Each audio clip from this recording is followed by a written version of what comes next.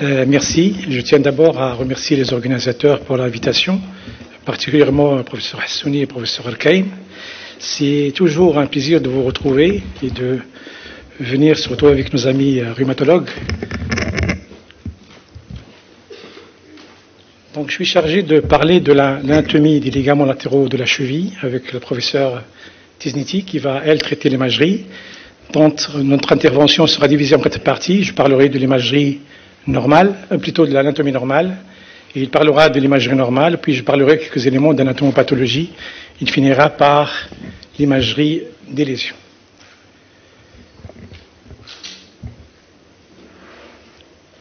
L'anatomie de la cheville, il faut dire qu'au niveau de la cheville, les lésions ligamentaires connaissent une fréquence très élevée, particulièrement dans tous les sports. Ce qui contraste, quand on revoit la littérature, il y a peu d'écrits sur la description et l'analyse des éléments lésionnés de ces tendons. Donc il y a tellement de fréquences de pathologies qui parlent en général des entarses, mais il y a peu d'articles qui vont aller jusqu'à spécifier les problèmes et l'évolution de ces lésions ligamentaires.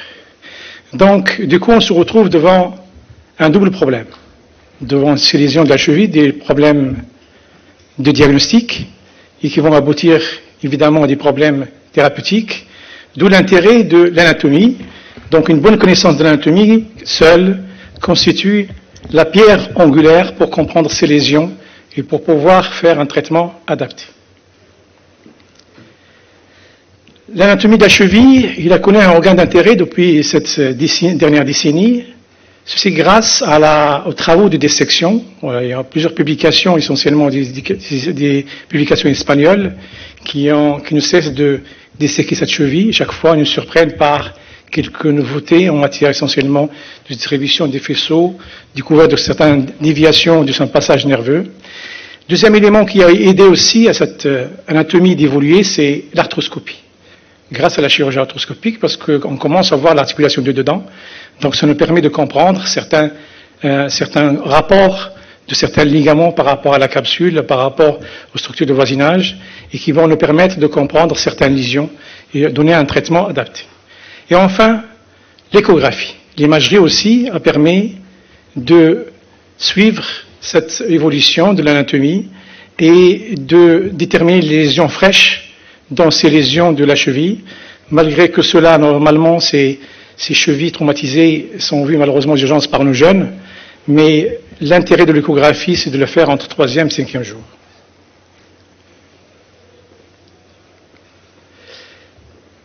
Pour mon exposé, je me suis basé sur 3 éléments de la littérature, essentiellement la dissection, les travaux de dissection du docteur Laurent Dupre de France, de Paris, et des travaux espagnols, essentiellement de l'équipe de M. Golano, de l'article qui a été sorti en 2008, puis le dernier article en 2010.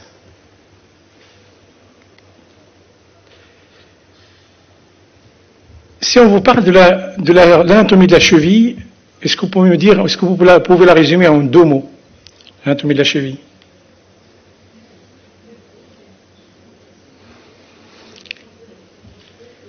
Premier mot, c'est la superficielle. C'est une articulation qui est superficielle, ça veut tout expliquer. C'est une articulation qui est sous la peau, c'est juste un passage de tendon, il n'y a pas de muscle. Donc c'est une articulation facile à palper, facile à examiner. Par contre, il y a un tissu cutané qui est adhérent, qui va souffrir rapidement toutes les lésions. Donc tout retard diagnostique va entraîner des répercussions sur la peau, qui va retarder encore la prise en charge. On se retrouvera dans un cercle vicieux. Le deuxième mot de cette anatomie, c'est quoi? C'est une articulation contrainte. Contrainte, pourquoi? Parce que c'est une articulation qui est formée par l'extrémité inférieure du tibia et l'extrémité inférieure de péroné, qui vont venir s'emboîter sur l'astragale, sur le talus, se formant ce qu'on appelle le tenon astragalien, une sorte de mortaise. Et d'ailleurs, la cheville, en latin, ça s'appelle clavicula. Clavicula, ça veut dire la petite clé. C'est une mortaise de la cheville. Donc, c'est une articulation trochléenne qui a un seul degré de liberté, c'est la flexion-extension, et qui est très serré. Et ces contraintes sont très élevées, dues essentiellement au poids. Donc plus on a un poids excessif, plus ça retentit sa cheville. Et surtout aussi aux différents mouvements qui vont s'adapter, parce qu'il est amené à s'adapter au sol, aux différentes anomalies de sol lors d'une énergie cinétique. Donc pour parler de mon anatomie de la cheville, je ne vais pas faire une anatomie chirurgicale, j'ai fait une anatomie de manière à aider l'imagerie, à aider l'examen clinique, à aider l'imagerie. Donc je vais insister sur l'anatomie palpatoire. Donc je vais faire un voyage de la superficie en profondeur et on va voir chaque partie de cette cheville. Quand on regarde la cheville de face, de derrière et des latéraux, on voit que la cheville, il y a les deux malléoles qui sont palpables, qui sont visibles. Ces deux malléoles ne sont pas identiques ni en volume, ni en longueur, ni sur le même plan. Ça, c'est très important. Deuxième élément, quand on voit la face antérieure de la cheville, on a ces trois saillies, dont la saillie la plus importante, c'est en dedans, c'est le jambier antérieur. Puis les deux autres saillies, ce sont les extenseurs. D'abord l'extenseur de la luxe, puis l'extenseur commun. Quand on regarde du côté latéral, regardez la malléole, elle est très adhérente à la peau, et toute lésion au niveau de la malléole, par conséquent, ça va donner des œdèmes, des hématomes, voire des souffrances cutanées qui vont évoluer rapidement vers des phlectènes.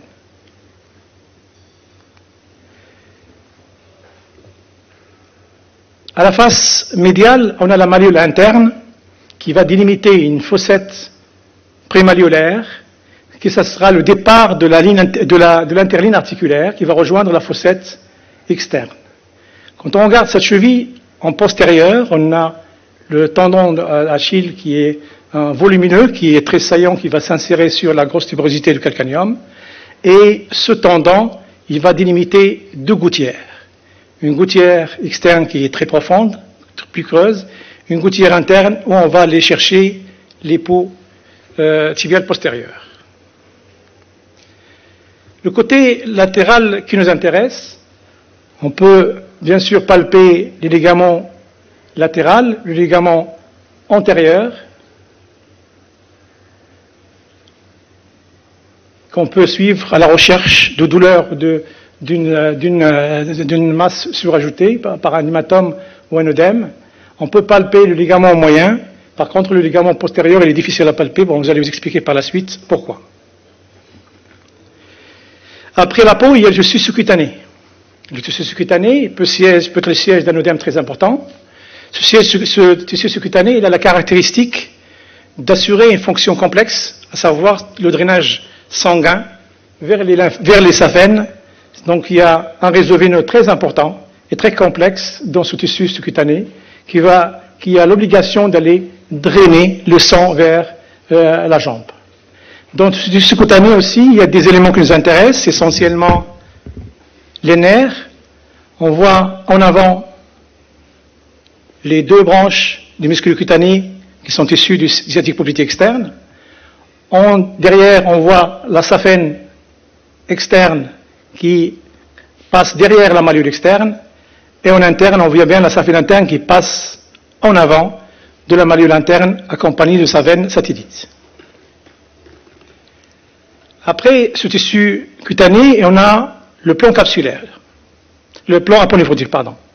Ce plan aponéphrotique, c'est un aponéphrose qui est inextensible, qui s'insère depuis la face externe du péroné jusqu'à la face postéro-interne de la malléole interne. Et cet espace, cet tissu aponéphrotique, il est enrichi et il est renforcé par le ligament fondiforme qui va s'insérer sur l'apophyse calcanéenne et qui a la forme d'un Y couché qui permettra une sorte de coulisse pour les tendons antérieurs. Après ce plan capsulaire, on est sur le plan tendineux. Là aussi, on retrouve notre tendon volumineux qui est très saillant, c'est le jambier antérieur, qui va s'insérer sur le premier cuniforme. Puis, en dehors, il y a l'extenseur commun qui va aller jusqu'au premier luxe, jusqu'à la luxe. Puis on a les extenseurs communs qui vont vers les 4 derniers orteils. Entre les extenseurs, on devine un pédicule vasculo-nerveux, qui est d'abord tibial, qui va devenir le pédicule pédieux. Il a la particularité d'être très adhérent à la capsule. Ceci dit, quand il y a un œdème très important, ou quand il y a une lésion capsulaire très importante, il y a des signes de syndrome de Loge pour l'avant-pied, dont la source essentiellement c'est que ce pédicule est surtout pris en piège dans cette zone-là.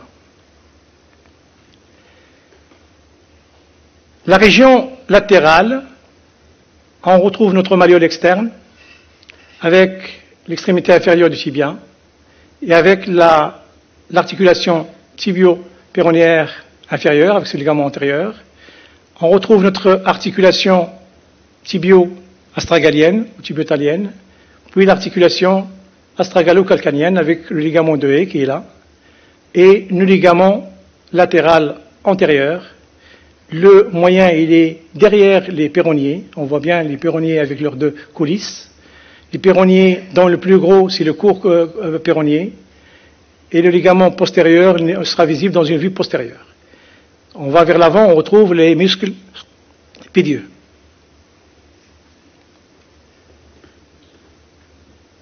Vers l'arrière, le tendon d'Achille va délimiter avec la partie postérieure du tibia un espace graisseux, si je le dis peu, triangulaire. Ça aussi, c'est très important pour l'imagerie, à la recherche du bursite à ce niveau-là, à la recherche de calcification. Donc, ce triangle doit être respecté. Qu'en est-il aux ligaments latéraux? Les ligaments latéraux, ils sont au nombre de 3, l'antérieur, moyen et le postérieur. J'en prendrai plus de temps parce que c'est le thème de cet après-midi. Donc, ces ligaments latéraux externes, ils sont au nombre de 3. C'est le ligament péroneo-astragalien ou bien talofibulaire antérieur. Il est là. Il y a le ligament aussi péroneo-calcanien ou fibulo-calcanien. Et derrière, il y a le ligament péroneo-astragalien postérieur ou talofibulaire postérieur. On va essayer d'étudier un par un. D'abord, le premier, c'est le ligament péroneo-astragalien ou talofibulaire antérieur. Il a la particularité d'être une bandelette plate qui fait une largeur de 6 à 10 mm et une longueur de 20 mm avec une épaisseur de 2 mm. Il est généralement horizontal. Il va de la malléole externe jusqu'à la face externe du col d'astragale. Ce ligament est appelé ligament de Spore ou ligament de l'entorse par la fréquence des lésions, parce que c'est le premier qui est touché dans les entorses latérales de la cheville. Ce ligament constitue un véritable console de la partie antero-externe de la poulie astragalienne, donc il empêche l'astragale de quitter cette mortaise, et il est composé de 2 branches. On les voit bien ici, de la dissection.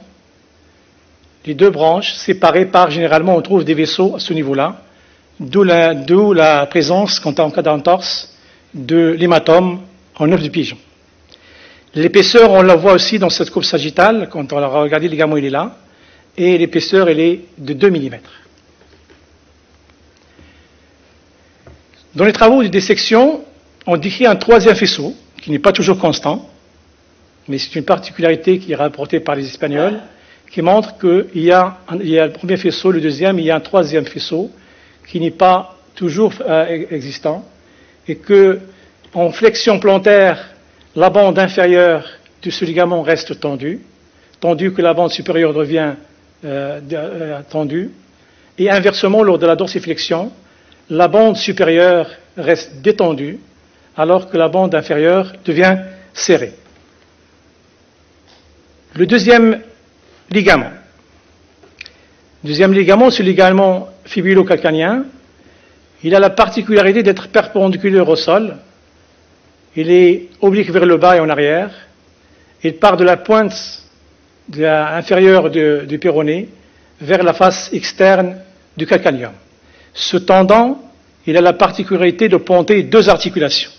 l'articulation tibio-astragalienne et l'articulation astragalo-calcanéenne. Sa longueur, il est variable. Il est généralement de 30 mm avec une largeur, il est variable. C'est plutôt le diamètre, il est de 30 mm et sa longueur, généralement, il est de 5 mm de diamètre.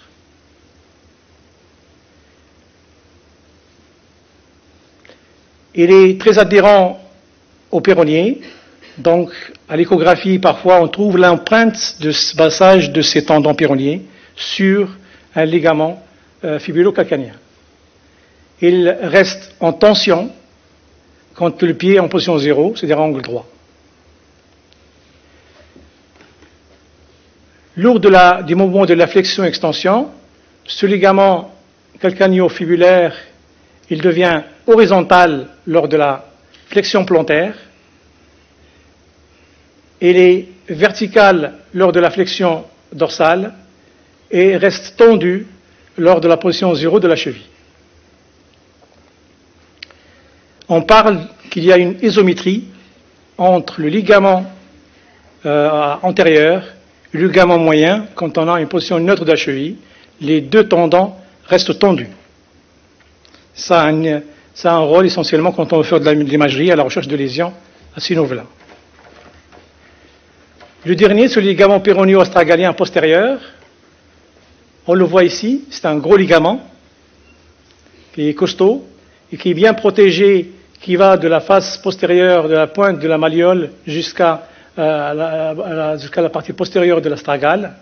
On le voit bien ici aussi, sur cette vue postérieure, ce ligament-là, qui est généralement parfois associé à un tissu adipeux et graisseux par voie synoviale, qui est source de certains problèmes quand il y a des entorses. Ce tendon-là, généralement, il n'est pas touché dans les entorses, il ne sera touché que dans les luxations de la cheville. Après ces ligaments latéraux, j'ai choisi de vous parler aussi de la syndesmose, qui est une surface articulaire où il n'y a pas de cartilage.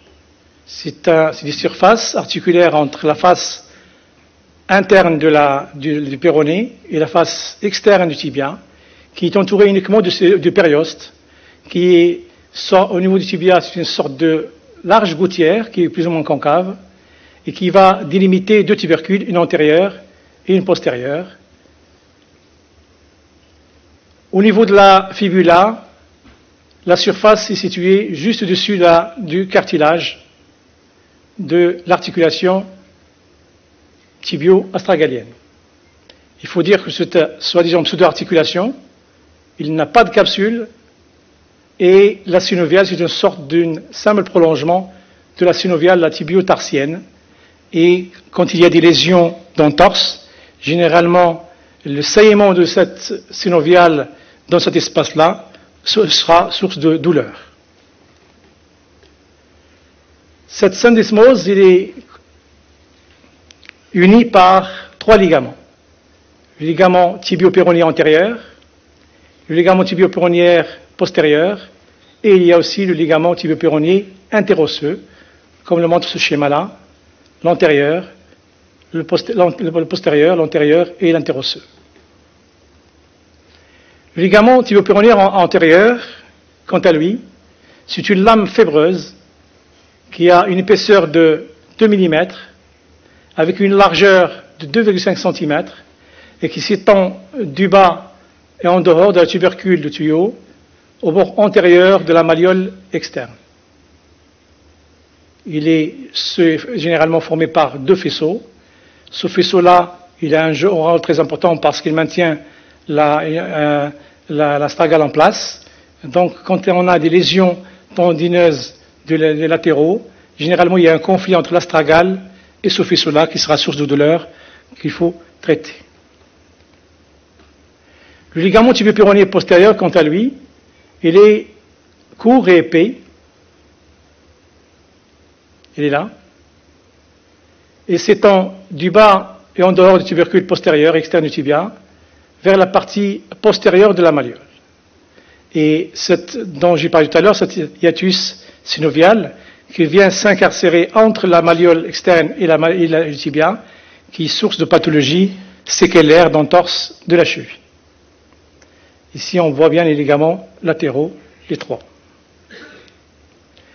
Quant au ligament péronien interosseux, qui est une simple extension de la membrane interosseuse, c'est une masse qui est dense de fibres courtes, avec des rameaux vasculaires très adhérents, donc ça saigne énormément.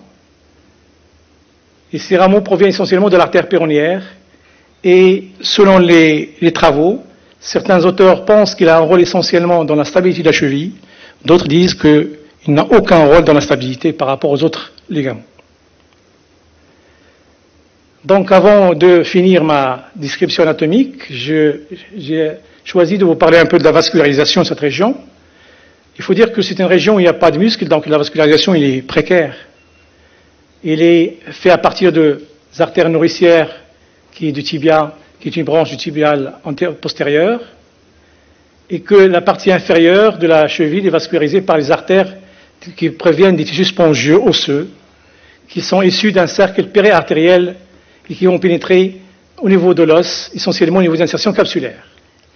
Quant à la peau à ce niveau-là, pourquoi il souffre rapidement? Parce que sa vascularisation aussi est très précaire, et il se nourrit à partir de 4 artères, de la tibiale antérieure et postérieure, d'un cercle osseux qui va engainer la métaphyse tibiale essentiellement, d'un cercle sus-aponeurotique et d'un autre cercle qui vont se chevaucher ces 4 pour assurer une vascularisation en plusieurs cercles pour la peau de la cheville. Et dans cette pièce de dissection, on voit bien le réseau veineux très important qui vient adhérer au tendon. C'est la raison pour laquelle, chaque fois qu'on a une entorse, une lésion ligamentaire, il y a une bleue qui s'installe rapidement. L'importance de l'hématome témoigne de l'importance de la distension de la déchirure tendineuse ou ligamentaire.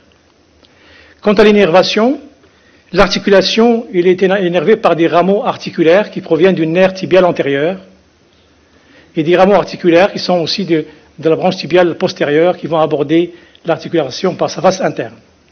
Quant aux muscles à ce niveau-là, essentiellement la loge extérieure, ils sont énervés par le muscle cutané, qui est une branche du sciatique poplité externe. La loge antérieure, essentiellement par une branche de SPE. Quant à la loge postérieure, il provient essentiellement du nerf tibial postérieur, qui provient essentiellement du SPI. Quant à la sensibilité, en dedans de la malléole médiale, où il est le bord médial du pied, et de la région antéromédiale de la cheville, il est sous la dépendance essentiellement de 2 branches terminales, essentiellement du nerf saphéne interne et du nerf calcanien interne. La partie externe, c'est-à-dire dans la région du ligament latéral, à savoir la malléole latérale, le nerf accessoire de la saphéne externe, et le nerf saphéne externe et le nerf musculocutané permettent de donner une bonne sensibilité à cette région. Enfin, quant à la douleur, il est senti grâce à certains récepteurs nerveux situés essentiellement au niveau des capsules, au niveau des ligaments, au niveau de la graisse périarticulaire, qui vont émettre certaines sensations douloureuses. En conclusion, dire que l'anatomie ligamentaire de la cheville constitue la base, ou plutôt la fondation de l'examen clinique. Sans connaissance de l'anatomie, on ne peut jamais conduire un examen clinique adéquat, ce qui va nous permettre, une fois le diagnostic bien conduit, de rationaliser les interventions chirurgicales quand le besoin y est. Je vous remercie.